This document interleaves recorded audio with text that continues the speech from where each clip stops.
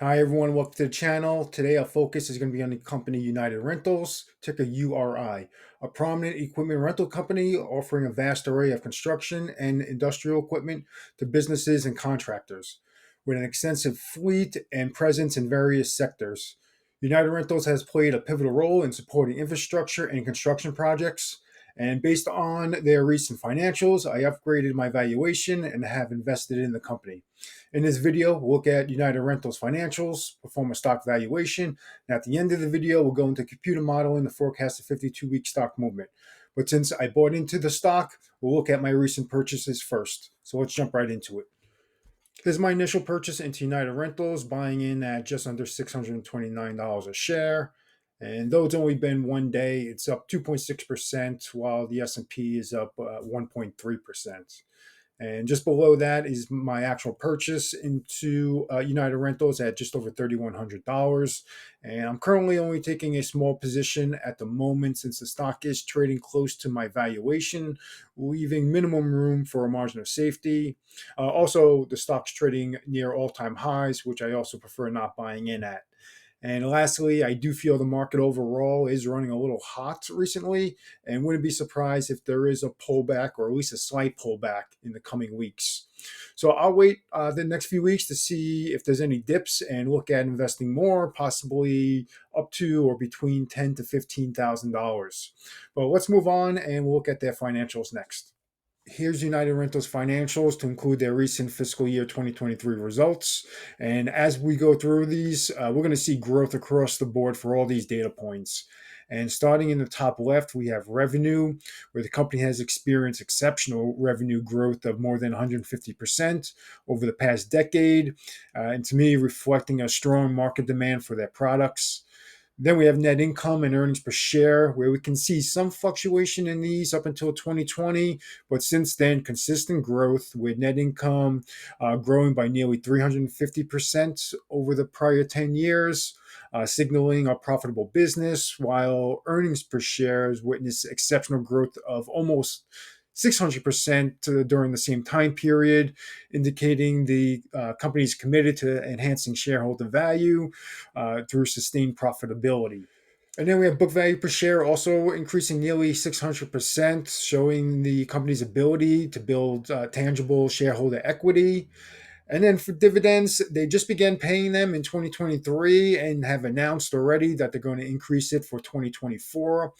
And also, United Rental expects to continue to grow into the future. So they do plan to increase the dividend every year and possibly one day becoming a dividend aristocrat. Then next we have shares, and we can see a steady decrease in the outstanding shares over the last 10 years, demonstrating a commitment to increasing shareholder value by improving the per share data point metrics, where we can see on the graph, on some of these graphs here. Then at the bottom, free cash flow and free cash flow per share having similar fluctuations, though free cash flow per share has slightly better gains each year, helped by that reduced share count that we just discussed. And while free cash flow grew more than 307% over the decade, however, on a per share basis, the growth is more than 520%, again, helped by reducing the outstanding share count. But both these data points show United Rentals' ability to generate cash and increase that over time. And then revenue per share having outstanding growth as well, increasing more than 200%, helped by both the uptick in sales and that share count reduction. Now, these financial metrics depict a company that has sustained growth and looks at maximizing shareholder value. But let's move on now and we'll perform the stock valuation. Here's the valuation for United Rentals, and I have an intrinsic value of just under $663, and with an 85% margin of safety, brings it down to $563, while the stock is currently trading around $645. Now, my valuation is based on a 12% short-term growth rate over the next 10 years with a 10% discount rate, and I am also using a 4% long-term growth rate. Now, we can see up in the top right that the net income CAGR for the last 10 years is just over 18%, while the earnings per share CAGR is just below 24%. So I feel I'm being a little conservative using the 12% short term growth rate. And from listening to management on the earnings calls, it sounds like they have a sticky product where once their customer starts renting from them, it outweighs the option for a customer to buy, own, and maintain the equipment themselves. So, this is why I'm comfortable raising the long term growth rate, as I mentioned, to 4%, which I normally use a 3%.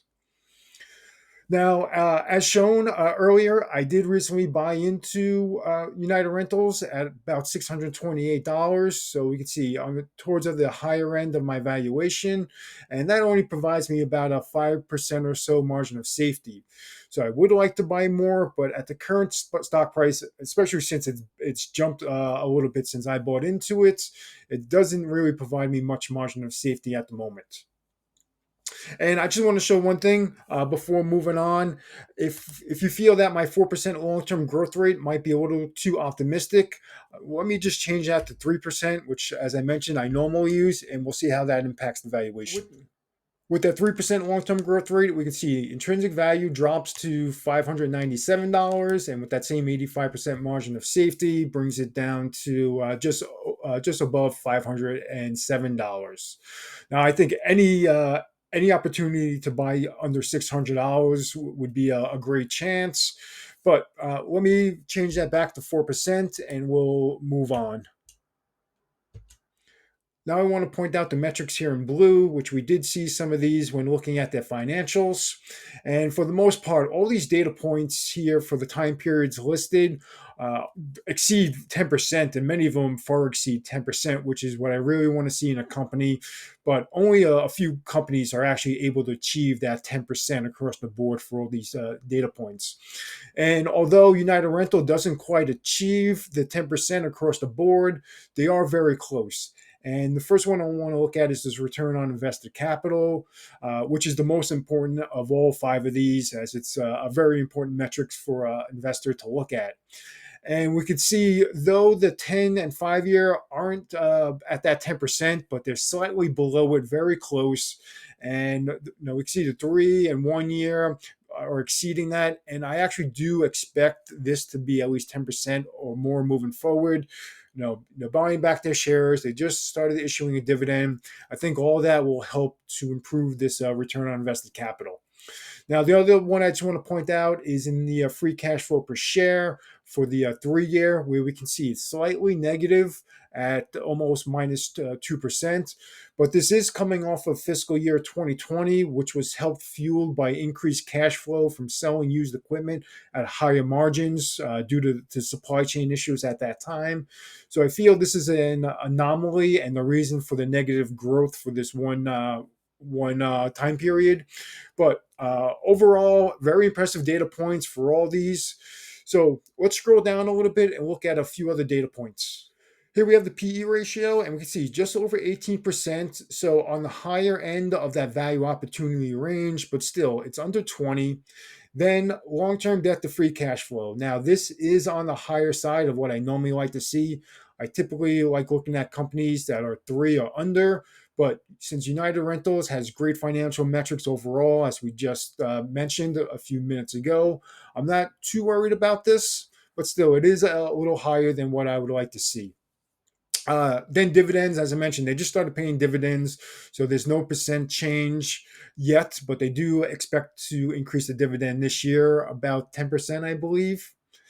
And then shares. So as we saw back on their financials, they've been buying back shares, and overall, we can see 34.5% of shares they bought back. So a very good data point right there. I like seeing companies buying back shares. And then net profit margin, we can see over the last 10 years, above 13%, and last 3 years, above 16%. And I like seeing companies over 10%, and they're definitely exceeding that. Now let's move on and use computer modeling to forecast the 52-week stock movement. Here in the computer modeling software, I already ran the analysis using two methods. First, the M5 rule shown here, and the other random forest. And I already copied all these results and pasted it into Excel, and we'll jump over there in a moment as it's a little easier to see. But let's just look at the results here first. And this data is as of January 29th. And the far right-hand column represents the weekly average stock price for United Rentals, which we could see is just over $645. And the column right next to it is the weekly average for the S&P 500 ETF. And the other columns are just other various data points used for the analysis. Well, let's scroll down and look at what the 52-week forecast is. And we can see here out in late January 2025, it's predicting a nice gain with the stock getting just over $830. But let's jump over to Random Forest and look at that prediction real quick.